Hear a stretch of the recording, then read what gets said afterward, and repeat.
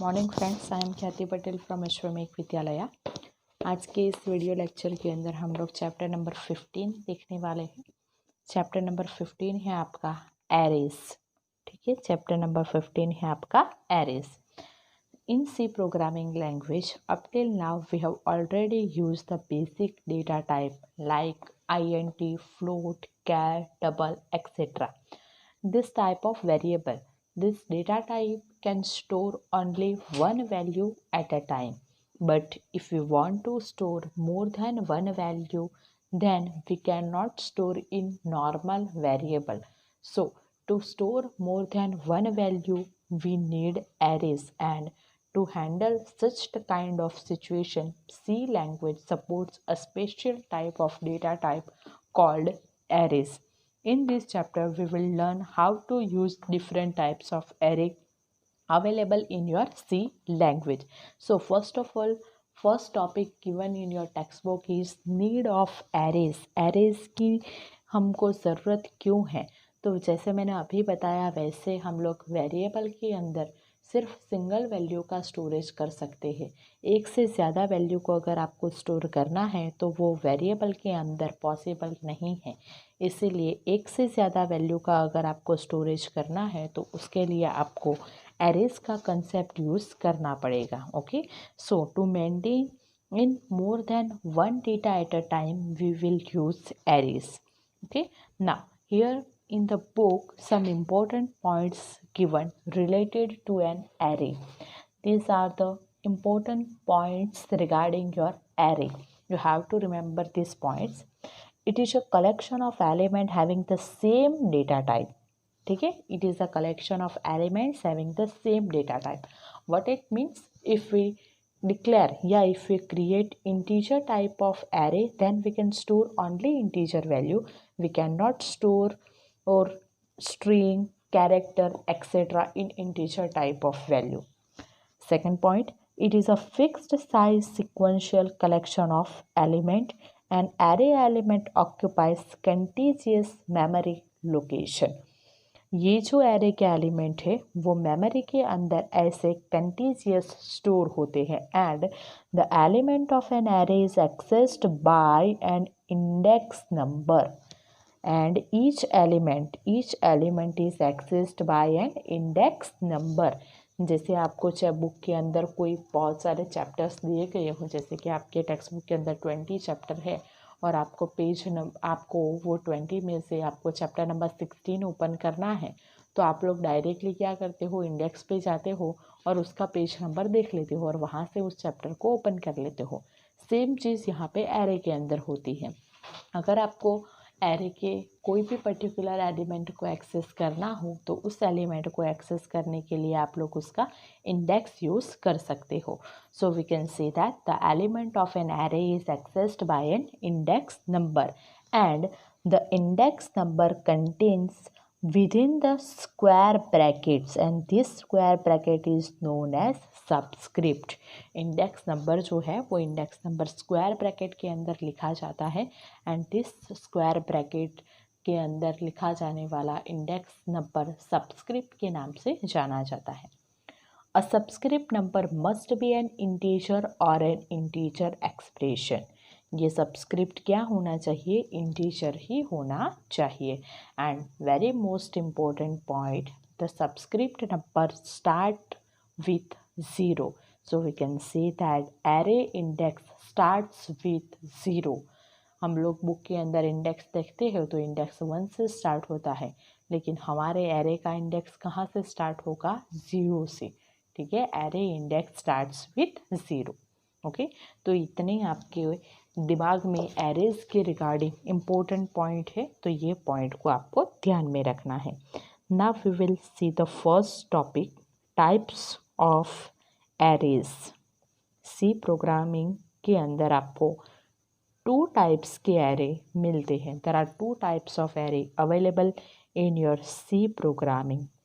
First one is known as single और one dimensional array. Single or one dimensional array, we can say that 1D array also, and Second one is your multi-dimensional array. Second one is your multi-dimensional array. We can say that 2D array. These two are the types of array. Okay. The single dimensional array may have one column and one row. Single dimensional के अंदर सिर्फ एक ही column और एक ही row होती है. And the multi dimensional array has more than one rows and more than one columns. Multi dimensional के अंदर क्या होगा, एक से ज़्यादा कॉलम होगी और एक से ज़्यादा रोज होगी. And the number of rows and columns are specified by the user as per the requirement. ये जो नंबर ऑफ रोज और कॉलम्स है वो यूज़र के रिक्वायरमेंट के हिसाब से आप लोग वहाँ पे स्पेसिफाई कर सकते हो. ठीक है. Now we will learn first dimensional single dimensional 1D array in detail. To declare an array in C language, we specify the type of data which we want to store in the array.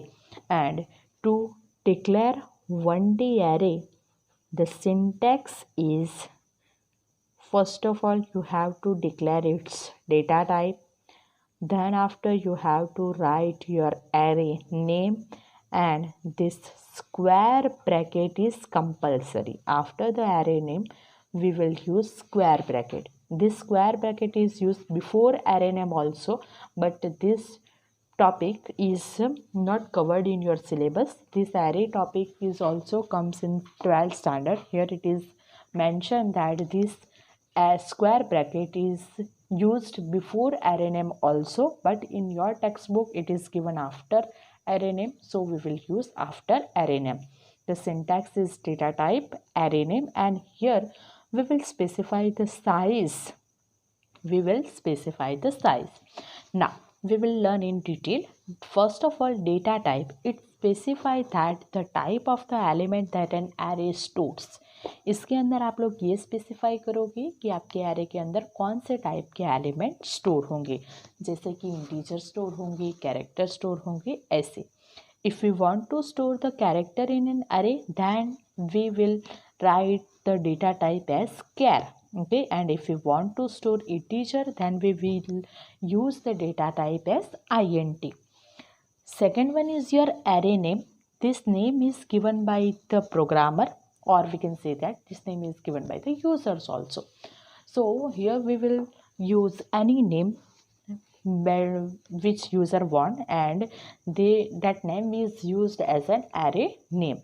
And the third one is your size. The value of the size indicates the number of element the array can stores.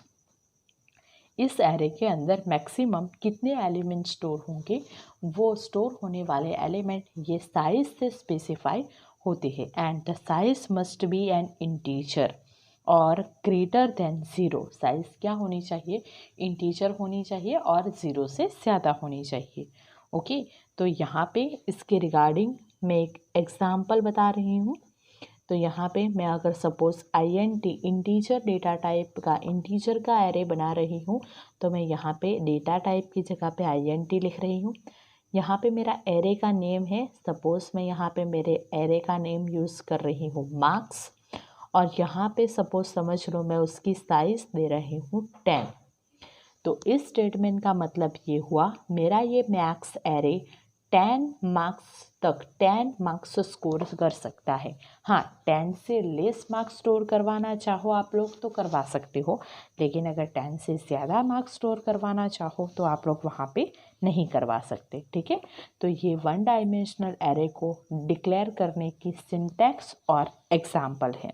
Okay, now next one is your C language allows array initialization. Array initialization means array के अंदर value देना. मैंने अभी बताया ना, इस array के अंदर मैं 10 वैल्यू स्टोर कर सकती हूँ, तो वो वैल्यू को वहाँ पे एरे के अंदर यूज़ करना है, उस चीज़ को बोलते हैं initialization. So the C language allows array initialization in 2 ways. Array initialization आप लोग 2 ways से कर सकते हो. First one, at the compile time array initialization. Compile time array initialization, compile time के अंदर आप लोग एरे को इनिशियलाइज कर सकते हो. And second one is your run time array initialization. और सेकंड आप लोग एरे के प्रोग्राम के अंदर रन टाइम पे वो प्रोग्राम को रन करते टाइम एरे को इनिशियलाइज कर सकते हो. ठीक है, तो सबसे पहले देखते हैं कंपाइल टाइम एरे इनिशियलाइजेशन की सिंटैक्स क्या है. तो ये सिंटैक्स आपके बुक के अंदर दी गई है. इसी सिंटैक्स को देख लेते हैं हम लोग. कंपाइल टाइम एरे इनिशियलाइजेशन, यहाँ पे same data type, array name, size, और यहाँ पे कर्ली ब्रैकेट. याद रखना, कर्ली ब्रैकेट के अंदर आप लोगों को यहाँ पे वैल्यू देनी है और वो वैल्यू को कॉमा से सेपरेट करनी है और लास्ट में आएगा सेमीकोलन. इसका एग्जाम्पल यहाँ पे नीचे दिया गया है.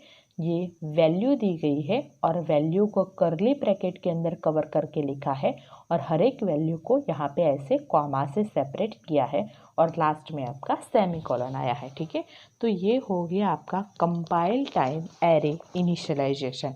ऐसे आप लोग कंपाइल टाइम पे एरे को इनिशियलाइज कर सकते हो. ठीक है, इस स्टेटमेंट को पीछे भी दिखाया गया है. ये स्टेटमेंट इसीलिए दिखाया गया है कि यहाँ पे मैंने साइज़ दी है एरे की 5 और यहाँ पे मैं कंपाइल टाइम पे उसकी वैल्यू, उसके अंदर सिर्फ 3 वैल्यू यूज़ कर रही हूँ. तो उसके अंदर अगर आप लोग 3 वैल्यू यूज़ करते हो तो वो वैल्यू भी वहाँ पे राइट ही है, ये स्टेटमेंट भी वहाँ पे राइट ही है. ठीक है, तो यहाँ पे मैं इस चीज़ के अंदर 5 से ज़्यादा वैल्यू नहीं स्टोर करवा सकती, लेकिन 5 से कम मैं स्टोर करवाती हूँ तो ये चलेगा. ठीक है, 5 से कम मैं स्टोर करवाती हूँ तो ये चलेगा, लेकिन 5 से ज़्यादा मैं वहाँ पे स्टोर नहीं करवा सकती. ठीक है, तो यहाँ पे दूसरा एक स्टेटमेंट दिया गया है. ये स्टेटमेंट को थोड़ा ध्यान से देखो. यहाँ पे एक पॉइंट लिखा गया है, वो पॉइंट का एग्जाम्पल ये है. If the array element are accessed value at the time of declaration itself, then specifying the size is optional.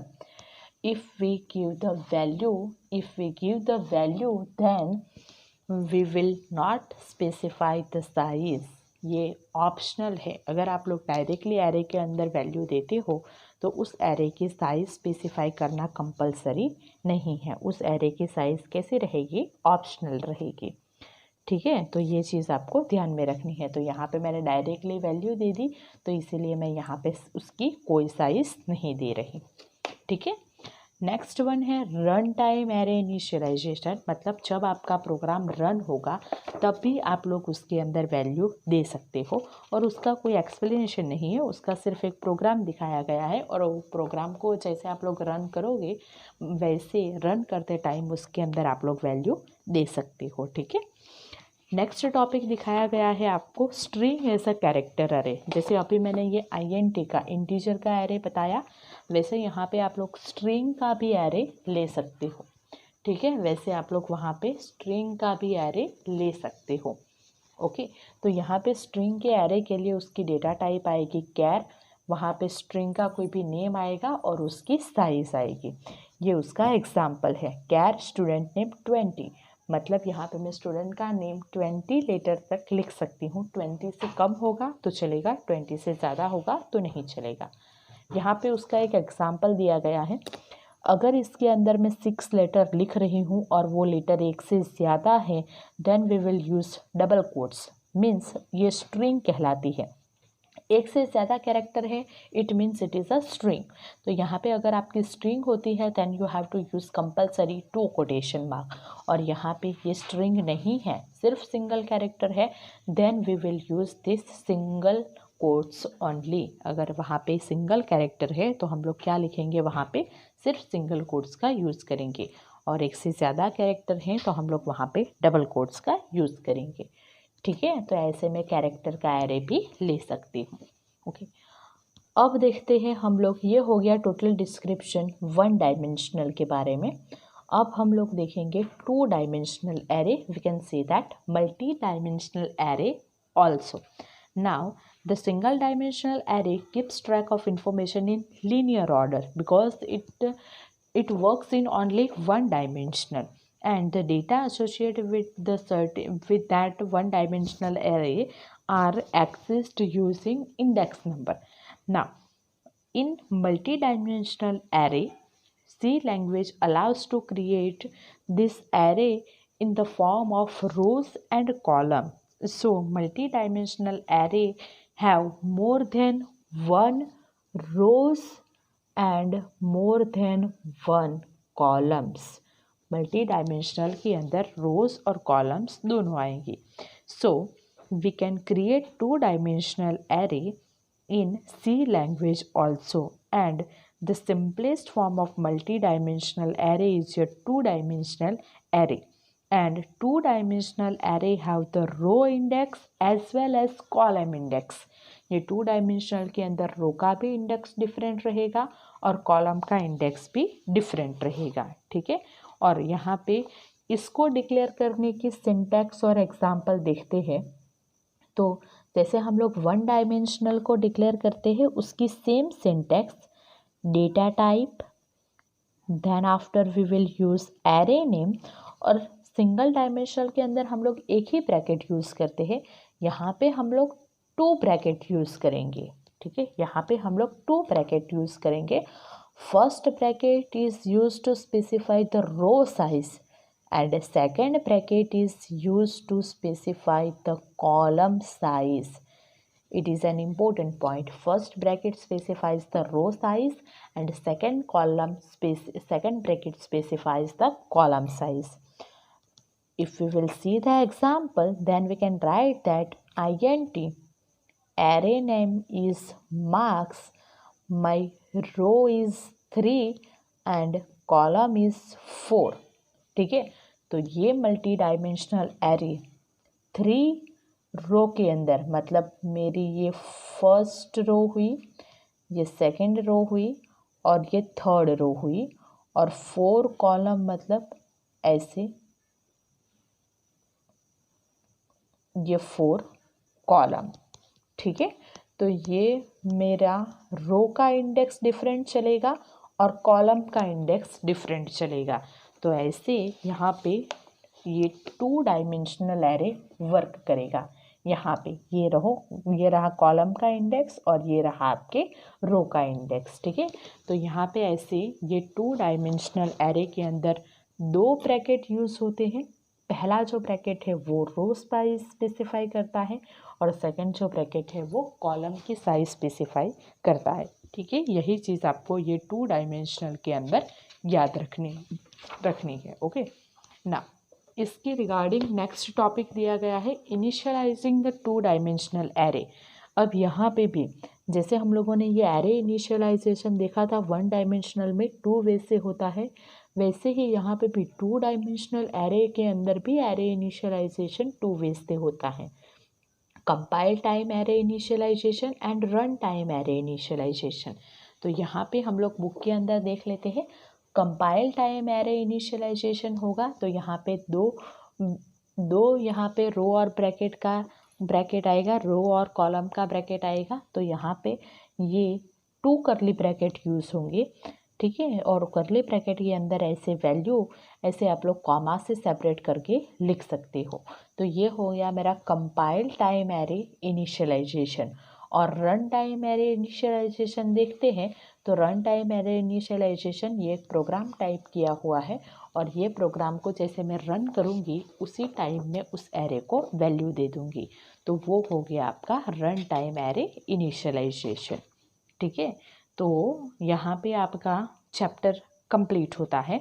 और पीछे एक्सरसाइज के अंदर आपको जो MCQ दिया गया है उसके अंदर आपको 2 क्वेश्चन ऐसे दिए गए हैं जहाँ पे आपको एरे के रिगार्डिंग कुछ पॉइंट्स दिए गए हैं और उस पॉइंट्स को आपको डिस्क्राइब करके उसका आउटपुट क्या आता है वो आपको बताना है. ठीक है. वो आपको वहाँ पे दिखाना है. ओके.